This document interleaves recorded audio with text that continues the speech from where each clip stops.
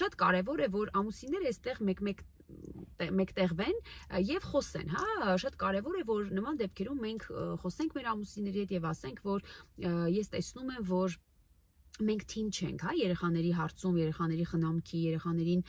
օգնելու, շտկելու, ուղղորդելու, խրատելու հարցում մենք թիմ չենք։ Եթե օրինակ ես ասում եմ, որ ոչ, մենք այսօր այս շորը պետք է հագնես, մենք երեկոյան արդեն միասին պլանավորել ենք ու դու հիմա կապրիզ ես անում, լացով ուզում ես քո ուզածը առաջ տանել ու դու գալիս ես փրկում ես ինձանից երեխային, դա կարող է ունենալ այս հետևանքները։ Ես չեմ զգում, որ դու ինձ հետ թիմ ես, ես չեմ զգում, որ դու համագործակցում ես։ Ես կարծում եմ, որ երեխաները կարող են տեսնել, որ մենք միասին միաբերան, միամիտ չենք, համախոհներ չենք եւ մեզ մանիպուլացնել, այսինքն առաջին քայլը կիսվել ամուսնու հետ ձեր մտահոգությամբ եւ փորձել զրույցի քննարկման արդյունքում հասնել համագործակցության, հա, որ ամուսին ինքը հասկանա, որ կարիք չունի երեխային փրկել այն էլ ումից ձեզանից եւ հաջորդը հասկանանք, որ այդքան էլ ցանկալի չի, որ երեխայի լացին ականջ տանք, լացին շատ զգայուն լինենք, օքեյ, դե որ լացում ես, լավ, որն ուզում ես դա հագիր։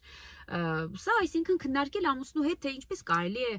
ավելի կառուցողական լինել, ինչպես կարելի է այնպես երեխայի հետ վարվել, որ ինքը չզգա, որ մենք ամուսիններով իրար դեմ ենք, իրար հետ համախոհներ չենք։